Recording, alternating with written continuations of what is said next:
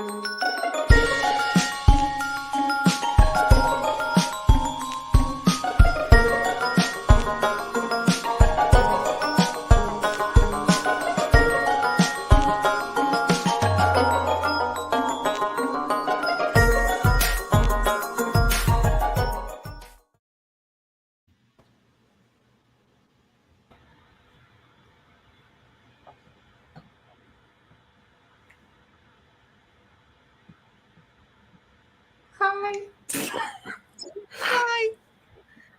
Hi.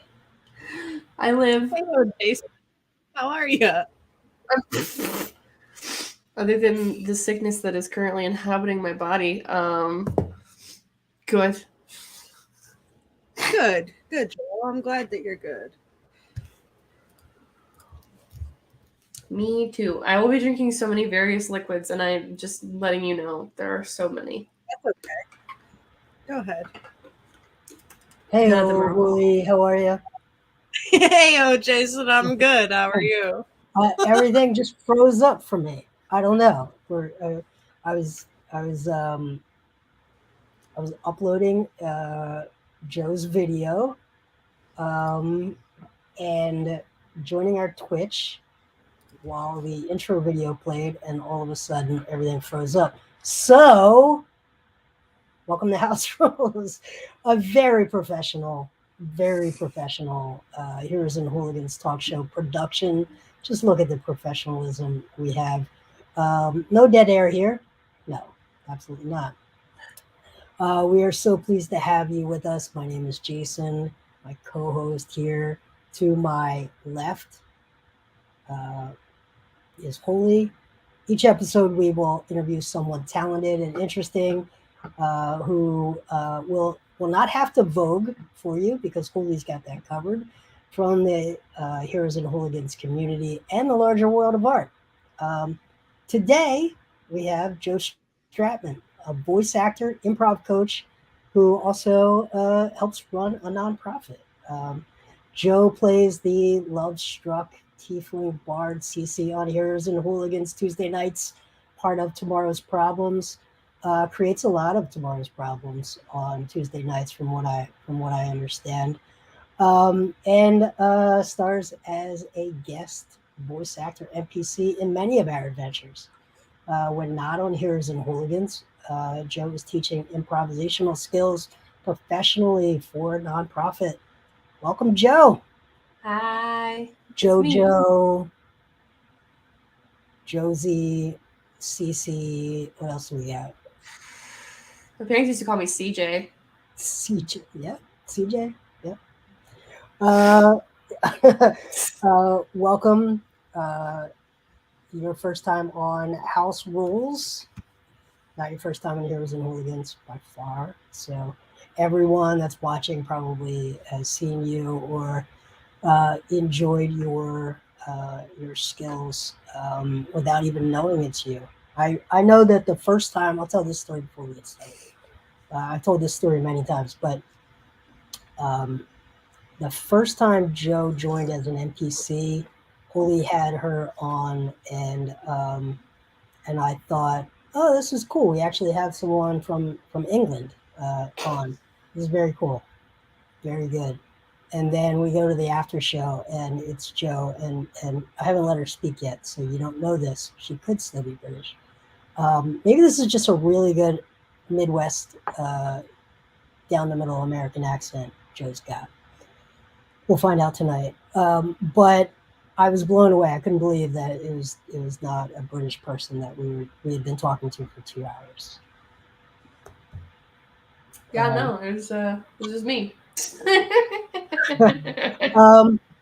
I'll tell you what, since I need a breather, because I've talked too much, let's actually watch a video. I think it might even be from that night. Let's watch a little spotlight of Joe's voice acting. Why are you here? It was the puppies, weren't they? Oh god, they're so loud. There's 100 of them. 101 of them. 101? Yes. So you're saying that behind this door there's a room full of puppies? Well, it's a whole house full of puppies, yes. A house full of puppies, guys. a full house. Sounds like so much fun. Yeah, actually, we're here because we were trying to take care of stuff in the city. But we just love puppies. I mean, could you use a hand with them? Like is Oh it God, yes, please. cuddles? Yes, Pongo is upstairs working on something, and I am stuck with the rest of them down here. So it would be wonderful. Yeah, I'd love to just lay down and be trampled by the puppies, if that's cool. All right, let me make sure they're not going to storm the door, and then Okay. I will open it. All right. Sit. Now go over there. We have company. Get that out of your mouth. All right. Going to open the door for you. Just be prepared for chaos. I still think that's one of the top heroes and hooligans moments. That was the moment for me when Holy just I think I sent you a message that night. Holy and I just said, you've taken this whole thing to another level. Yeah, Was you that told the me I night? leveled up. You told me I leveled up. You leveled up our whole operation. All right, dude, let's get into the questions. Holy, would you like to get started? Yes, Joe. I have a question. I have an answer. I will say there is no wrong answer. Don't let the other powers that be fool you. Okay? All right. If you had to choose between two superpowers, being invisible and flying, which would you choose? Okay, I think I choose flying. And that's because invisible, younger me would have picked invisible 100%. It's like, oh my God, I could sneak around so many places and do whatever I wanted. But also I love being in planes. I love flying. I'm kind of afraid of heights, but I feel like if I could get up there all the time, it wouldn't be as big of a deal. Plus, I'd get places way faster. It would be almost like I could teleport places, except for I wouldn't be able to. My speed would just be be so much better. That is exactly how I feel about that. I mean, flying's all right. Flying's all right. I feel like we're pretty 50-50 in this. Yeah. This is episode 11. I think it's been pretty close to 50-50 on this question, which makes it a good question. All right, Joe, have you ever been a DM? No. Okay, so I like this. From your perspective as a player, what's the coolest monster you've ever faced? When you say coolest, are you talking about can I take that word however I want to? Yeah, however you want.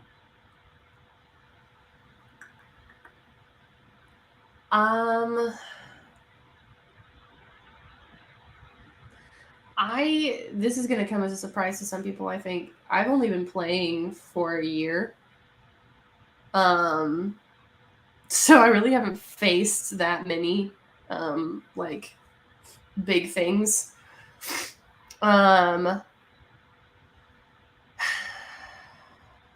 There's this one time that I had to fight a fox, and I thought that fox was the actual enemy, when it turns out that the fox was just the enemy's little thing, that it was not familiar or anything, but he's just a fox, and then the person was controlling him, and then we did all this work on this freaking fox, and then after that, real dude comes out from behind a tree and is like, "Sup, it's really me," and we were like, yeah, Shanae did that to me. It was I don't like foxes because of that now. And I refuse to pronounce that guy's name correctly. Just out of annoyance, because it took so long to kill him, and I was up in the air at one point. There was reverse gravity. And I'm a barbarian, and I got calm emotions got cast on me. And that's the only time I think I've ever been in a game where I was like, I don't know how to act right now. I am very confused. I'm always angry. It was, oh my gosh, it was insane. So, so you teach at improv, and it is interesting that you're new to this game. Tell us a little bit about your perspective coming into a game like this, coming from an improv and acting background. I mean, I've done stage acting since I was 8. So 20 years now, which is wild to say out loud. I just turned 28. But the only difference is I'm not physically with other people right now. Like, we're all on camera, and even before we were all on camera, we were just all on voice with each other and using the theater of our minds, which is just our imaginations, to picture what's before us and all that fun stuff. And that's basically what improv is. Every single D&D campaign is like, the DM has the set of what they have ready, and then everybody else is just like, okay, well, we don't have a script or anything, we're just gonna go for it. Yeah. So that's pretty much how that works.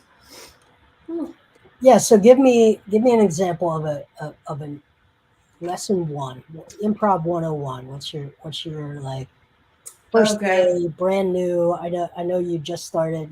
You're like Hold 4 on. classes in with a new class. So what's I should have pulled up my rules when you told me that this was going to happen, because I have a set of rules, and they're called the 10 Commandments of Improv. Yeah, those are great. Let's get into those. While you bring those up, tell us about a time where you, in your life, where you rolled a natural 1, your fumble.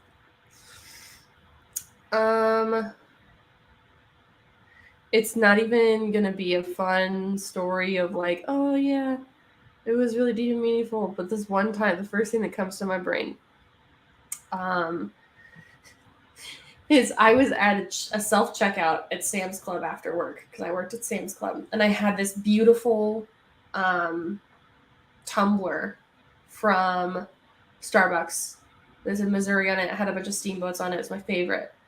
And I used it that day at work for coffee. And I missed the counter. And I just dropped it. Like, I just shattered on the floor. I was like, it absolute fail on my part. There was no liquid left in it, thankfully, but like, just gone. And I was like, are you freaking kidding me? This is horrible. And I thankfully got another one, but like, that was probably one of the worst times I've had where I've dropped something. Like, I'm a klutz naturally anyway. Like, I fall and hit things and do dumb stuff all the time. But like, that was the one where I was like, I'm just gonna set this down right here, and I missed completely. Hooli, do you have one in mind for this week? For this week, I feel like this whole week's been a nat 1 for me. It's just been one domino falling after the other.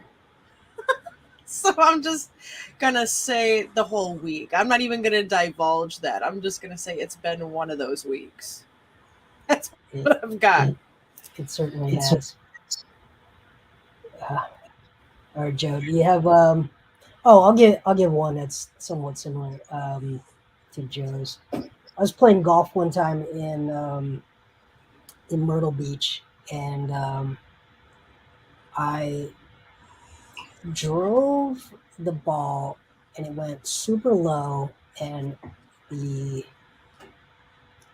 tee box, we were in like the back tees, and the tee box in front had stone markers, and the ball went super low, hit the stone marker, did a 90-degree turn, and flew straight through someone's window in their house.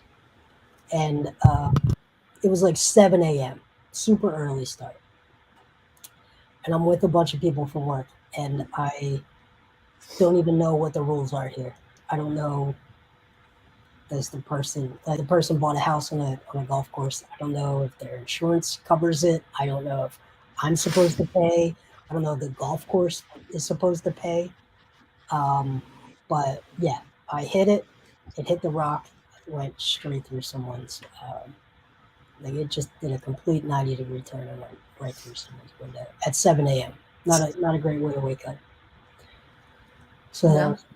that was a nat one. How about a nat 20? What's been your big lucky break? Okay, I am not saying this to make someone cry or get all up in the feels, but I think the moment that Huli messaged me after I did my first voice acting with you guys and was like, "Hey, do you want to be in a campaign?" I was like, "What? Sorry, what? Me? You want me?" Like that I was blown away because I had such a good time doing voice acting that night, and you guys were so sweet and so nice, and just telling me, "Oh my god, you did so good." And I was like, "This is my first time doing it online. I guess this means I'm a voice actor now." And it just that like 48-hour stint of doing Wednesday night, getting a message from Huli, and then planning for Bards was like mind blowing. Yeah, and I think that means a lot because Holy's had a rough week. And part of that is because I think it's those moments and those kind of stories that drive us to put a lot of work into this community, and we're super protective of it because we want to have people have those experiences. So that means a lot. Absolutely does.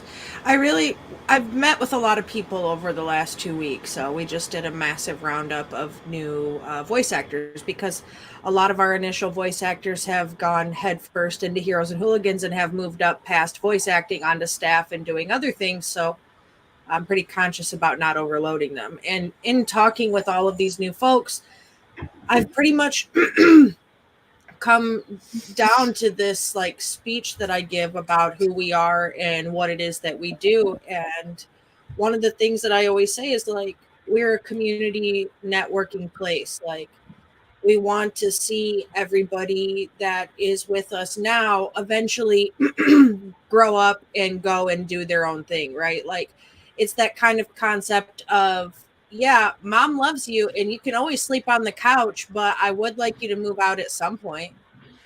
But you can come on the weekends. So like, I always want to see everybody stay our friends and things like that. But I know like our voice actors are not paid voice actors. They do it because they have fun and they enjoy it. And someday they are going to be paid voice actors. And I'm going to be in the audience watching them at their first paid show because that's what I want to see. And that's been, my favorite part of this community is to see people grow. We've got DMs that have never DM'd on stream before.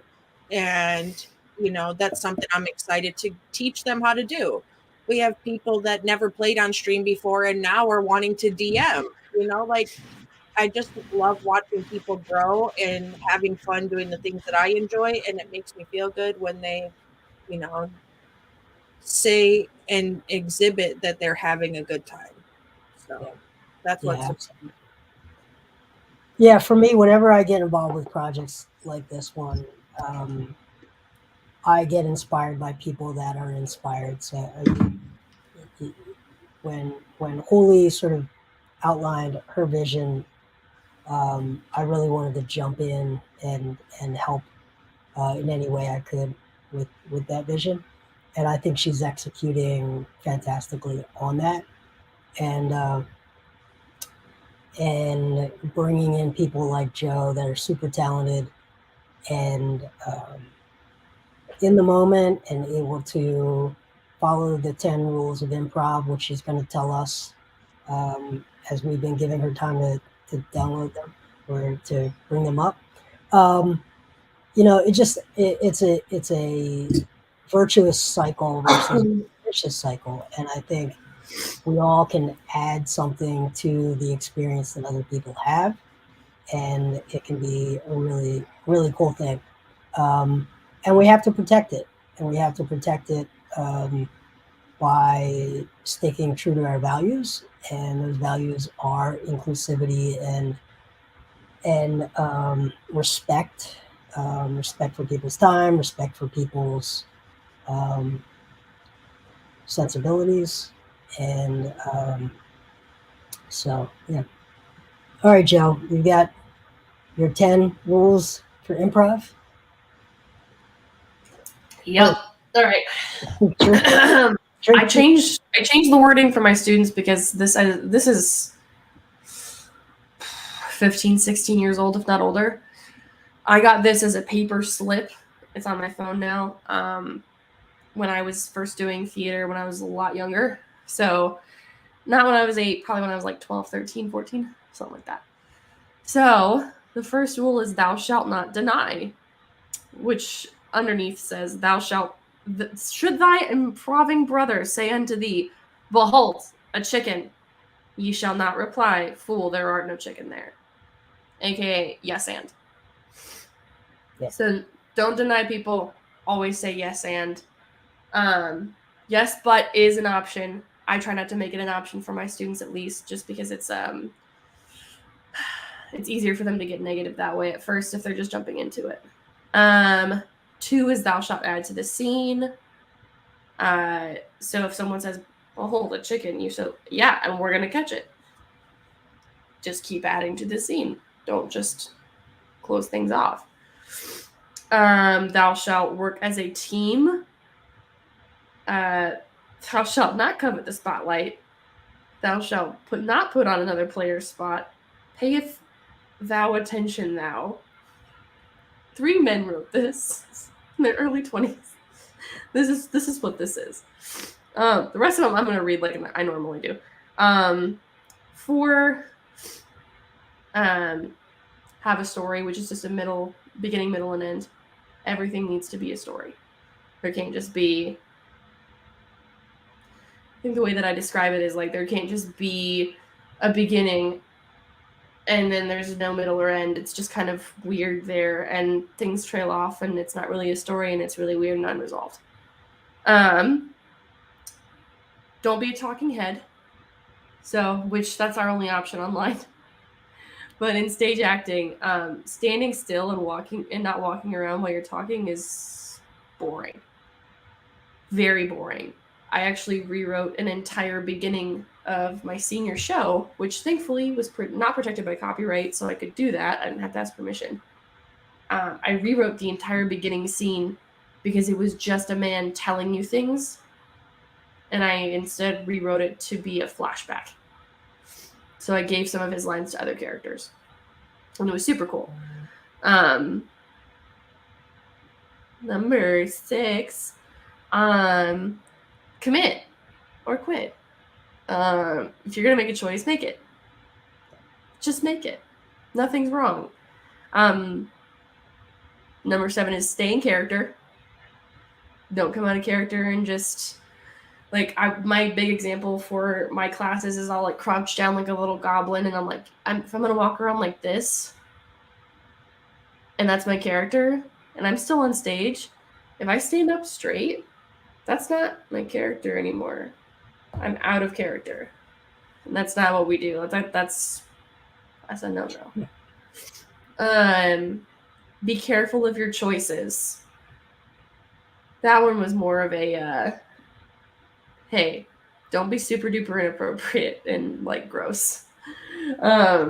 Which granted, I got this when I was a lot younger, so it was way more like, hey, don't use curse words. But it's more like, just use your own discretion. Don't be so dumb that we're like, oh, that's not funny. That's offensive. You know? And then number 9, I have a caveat with, which is it says don't be cliche. I think it's okay to voice certain characters, like they use Britney Spears and Michael Jackson as an option as a character. As long as it's not your constant go-to, using it once is fine. Like Valley Girls, New Jersey, Western, like any kind of stereotypes or cliches, you're allowed to use them as long as they're not the only thing that you use. Yep. And then 10 is just do funny stuff, which is a lot more difficult than you think it is. But yeah, those are the 10 Commandments of Improv that I teach my students. Yeah, that's great. So there's a lot of good stuff there. Uli, do you have thoughts? I feel like I need to take Joe's improv class. But But I also say that I have no acting skills too. That's me. not true. That's false, but okay. Not true, Terry. Not I true. knew you were gonna say Terry. It was the moment where you let loose and you leaned in. Love it. Was that the little gnome person or whatever? No, No. Terry is Minotaur. Oh, Terry! Yeah. Okay, no, I remember. Think I'm handsome, Joe. I think Sure. you're pretty. Yeah, that's mine. Yeah, I like the don't be cliche one because I think I agree with you. You can start from a point of a cliche and then you can slowly subvert that and make it interesting. So I think it is okay to start there. But if you don't add to it, going back to I think rule number 2, add to the story. I think it was number 2. If you don't if you don't add something to the cliche, then it's one note and it's like playing one note on a piano. You can't really do much with it. But if you add some layers and you subvert that, you can have a lot of fun with it. I think it's like a cliche is like an open invitation where you're making it easy for people to relate at first, and then you can take them on a journey that creates a real character out of it. So, I think a lot of those rules are really good and really apt, and I think we do a pretty good job. Most of our campaigns do a really good job with a lot of that. I feel like I'm talking way too much. Violating the don't hug the spotlight rule. When it comes to improv and us in our campaigns, right? That's something that we've talked about from the very beginning. We've always told all of our players whenever we're bringing them to the table, we're always like, we lean on rule of cool, we lean on yes and we are an improv style, we don't script. So I feel like it goes naturally with us for the most part because it's something that we've again baked into the foundation from the very beginning. Yep. That's kind of our style. We do have like some campaign themes that are heavy themes, but 90% of the time we're in the comedy zone. Yeah. Whether it's intentional or just the way characters end up being. Even character's mother can be dying on her deathbed and everybody in the party is laughing all around. Because, Mama, why'd you have to fuck the Minotaur? It's just what it is. Yeah, and I've said it before on this show. I said for the first handful of episodes, like, trust us to go deep and trust us to pull you out of it and break the tension. And good comedy is, build tension and then release that tension, right? That's where comedy comes from. And I think good improv and compelling storyline it's exactly the same thing, right? Build tension and then release the tension. And those things are the foundation of just engaging each other in something. And really, this is a game since its inception, since the 1970s, it's always really been a game about just providing structure to a bunch of friends sitting around entertaining each other. Instead of gossiping about this or that or complaining about this or that, it's friends sitting around together and having a good time. And this just provides structure, right? Yeah, I agree. Well, yeah, they're like, it's a role-playing game, right? Like, role-playing is just a 2-word way to say acting. That's all it is, right? Like, when a TTRPG is a tabletop role-playing game, you're sitting around with your friends pretending to be something else. You know, it's acting. That's what you're doing. If you're in character and you're actually getting into it, if you're not sitting around, well, entirely in third person, well, my character does this and I roll these dice and I shoot you, you know. If you're actually leaning into your character, that's what you're doing. You're acting. And I feel like a lot of people forget that it is a role-playing game. Yes, there's combat, like there is, but a lot of TTRPGs either don't have a combat function or it's like a very, very minimal part of what the game entails. Yeah. And when they do have it, it's like a little tiny 1 or 2 or 3 things that you can do that are combat related. And 9 times out of 10, it's not a roll to hit or a damage infliction. It's well, I can do this thing or I can use this item, so I get to add an extra dice to a success or a fail on the scene. Yep. Okay, let's move on. We can all feel misunderstood at times in life. So, Joe, what do you think people misunderstand about you most?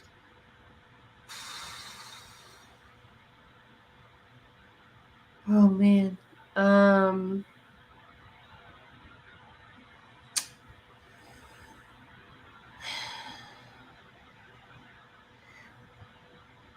Oh, that is a difficult question. I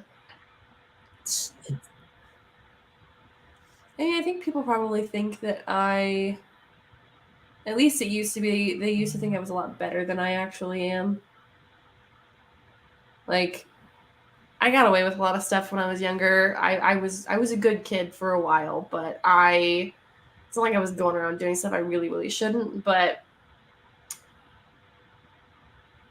I'm not. You're a rogue in the real world. Chaotic good. Possibly. I've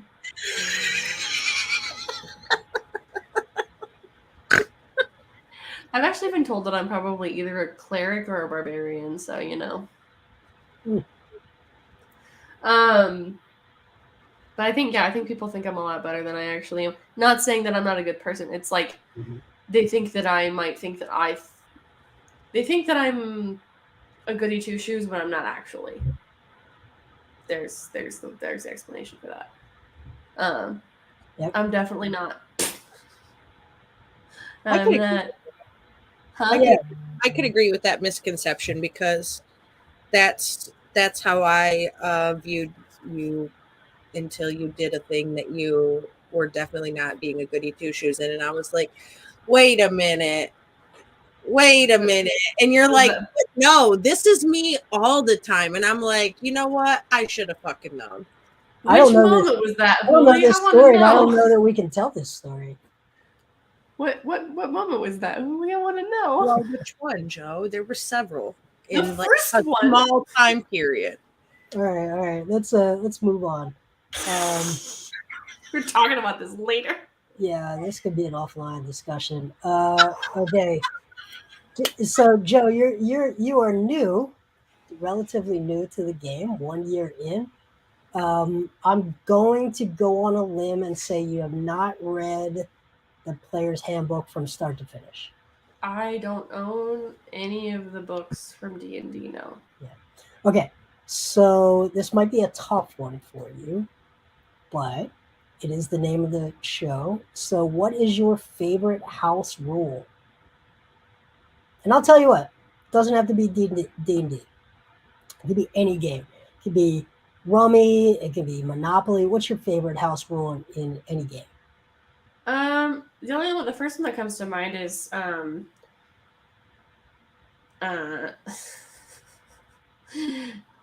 so we have two different names for it. Okay, we have one official name for it. The rest of us call it something else. The official name for it is ass backwards, but the fun name that we like to call it is bass backwards. And that's when you roll a natural one, you get a Chauncey, which is my pack mule, like, best friend in my real life D&D campaign with Shanae. We have all these little minis of him, and you get one, and you can use him to like add to a roll, but you have to use it in one session. That's like the only house rule I can think of off the top of my head, except for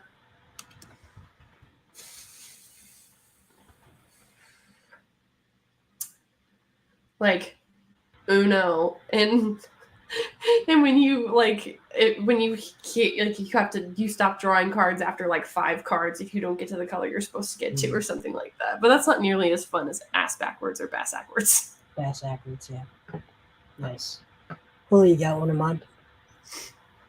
Yeah, I think what I'm going to actually start doing, we have recently officially decided to call our channel points Chaos Coins. So I think I'm going to start offering Chaos Coins to players in the game as inspirations, where you can have like a maximum of 3 Chaos Coins, because there's times where the audience will buy, 2 or 3 people will buy inspirations a couple of sessions in a row, and then you forget that you have them, or you can only hold 1. So maybe you're in a high risk situation, and you're needing to make multiple rolls, and you've got your 1 inspiration. I think that I would like to add a total of 3 to be able to have in like a coin pouch, essentially. I think that's something I'm going to start adding, because I'm working on ways to add positive reinforcement as a DM into my games too, because my Nat 1 rule it's a lot of fun, but I also don't want it to be like the only house rule that I have is for when you fuck up. I want to have some good ones too, and some also helpful ones. So I think I'm going to do the maximum of 3 Chaos Coins, I think, is what I'm going to start doing from now on. Love it. Yeah, excited for it. I watch you have these ideas and workshop it with the team. It's very cool. So I'm excited for this one. Okay. So what's my favorite house rule? Well, I want to try something in tonight. Willie and I were talking about it before. I was just thinking about it an hour ago. I've always believed that time is a character in a campaign. So anyone who's seen campaigns or played in campaigns of mine, I try to create a sense of pace and sense of urgency. So there are times to hang around that campfire and really plan things out, and then there are times where action is called for. And I think tonight we are going to try out for the next 2 weeks. We've got a short shot adventure. We are going to try to go ultra fast.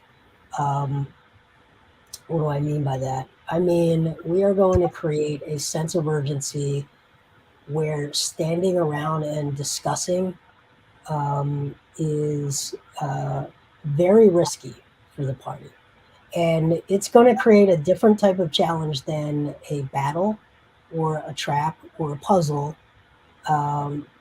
Creating a time challenge is going to be, I think, interesting. I think it's going to be painful for the party. I hope it's going to be really compelling for an audience to watch and feel this sense of urgency, is the best way I can say without giving anything away. So I am very interested to see how this goes.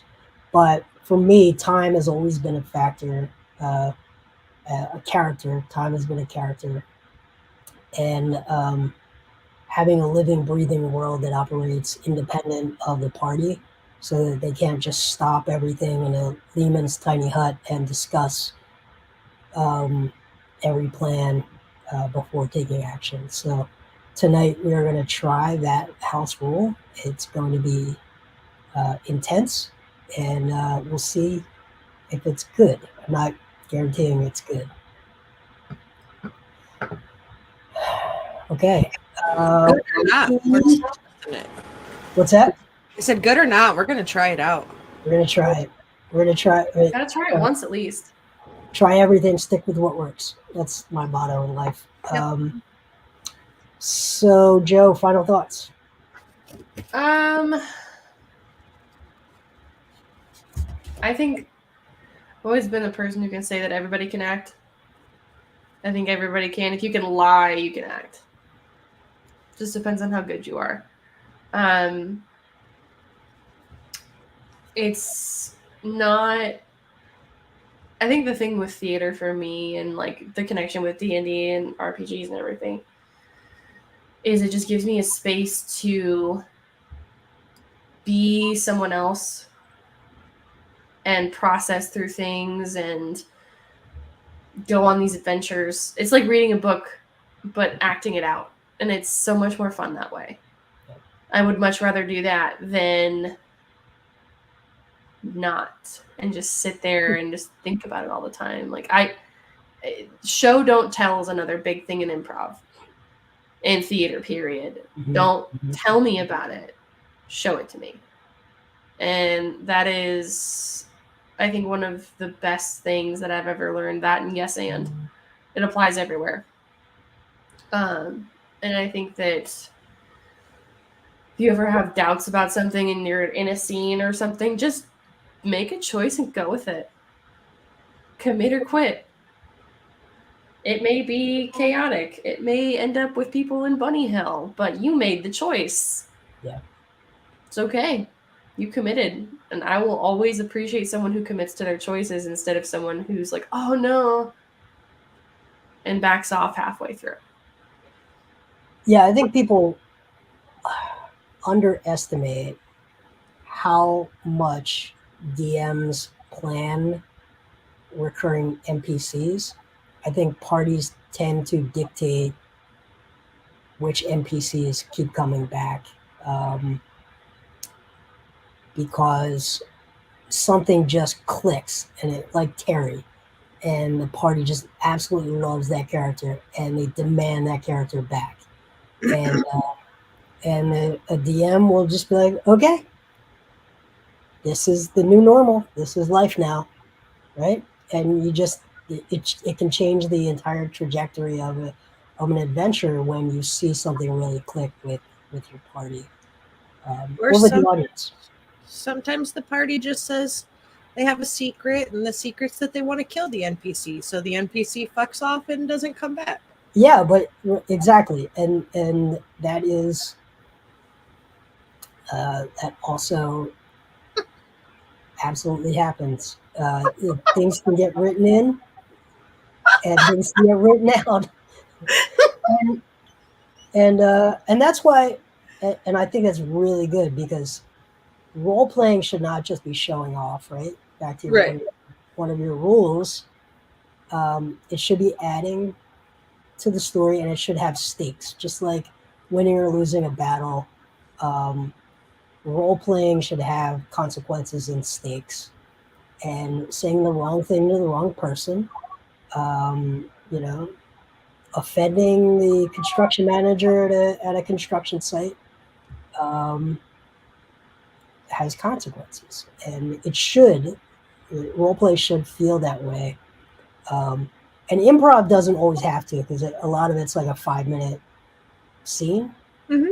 When you're playing a campaign and it's 2 hours a week for many weeks, 50 weeks plus, that's where you really layer in like a lot of compelling, complex stuff. Yes. Yeah.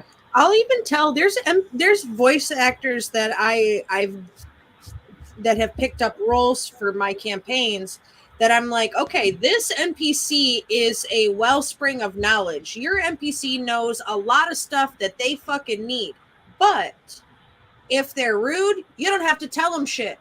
If they try to fight with you, fucking fight them back. But you still don't have to tell them shit. Like, if you go about it however you want, like if they don't come at you a proper way or in a way that you're playing the character that this character likes, go with it. Like, that's something that I tell voice actors. Like, if you tell the party that your aunt 2 times removed on your father's third cousin's side of the family is the inventor of toaster strudel, that's who's the inventor of toaster strudel, and it's canon for the campaign now. Like, it will stick. So that's one thing I love about having voice actors, is it adds that like extra story building element, because I never know what's going to come out of their mouths ever. Like, I don't script them anything. I just say, here's what you know, here's what you can't tell them out of the information that you do know. If you have a look, this is what it is. If you have a house, this is where it is. If there's a map that you need, here it is. Like, any info that you need, but the rest of it, I do or don't have a name if I don't come up with it. Oh yeah, well, here's one part of an ingredient list, make up the rest. Stuff like that. It's just like, it's more fun that way, because then it's exciting. I'm playing too, man. I'm playing too. Absolutely. And you are going to be playing tonight. Yeah. For those watching on demand, you will have to go find Whistle for the Choir on demand as well. But Holy and Joe will be players. I will be DMing. We're going to be back in like 10 minutes with that show, and we're excited for it. Put in a lot of work. It is part of our changes to our Thursday night lineup, so we are very excited for that. Part of a lot of new content coming to the channel. Hula, do you want to talk about some of our new campaigns that we've got coming daytimes? Yeah, we've got Sunday this week launches Session 0 for Hooligans of Umdar, which is a Fate of Umdar playtest that we are fortunate enough to get to playtest before it's released to the public. It's super fun, super exciting. Ready for that? That starts at 2:30 Central Time on Sunday. Wednesday the 13th is the first session of Graffitied Hearts at 4:30 Central Time. And I think that's the first 2 launches we have. Oh, the 22nd of this month. Also, we have another game launching at 11:30, something like that, Friday night. So those are 3 new things that are coming. And then one in August, the 28th, Star Bottled. Yeah. So we've got that's the ones that I know for sure. We just brought on 4 new DMs. So they will be putting out shows and stuff as well, and there's a lot going on. We're massive, and we just keep growing. So we won't be happy until we're 24/7 like a TV correct station. Right now we're like a 70s TV station where we're on every day, but not all day every day. We're gonna move into the 90s and have 24/7 content in 720p for you. All right. On that note, thank you, everyone. We will see you again next week on House Rules. I will not be sick. I promise you next week. JoJo is down with COVID as well, so we survived tonight. So thanks, everyone. We will talk to you soon.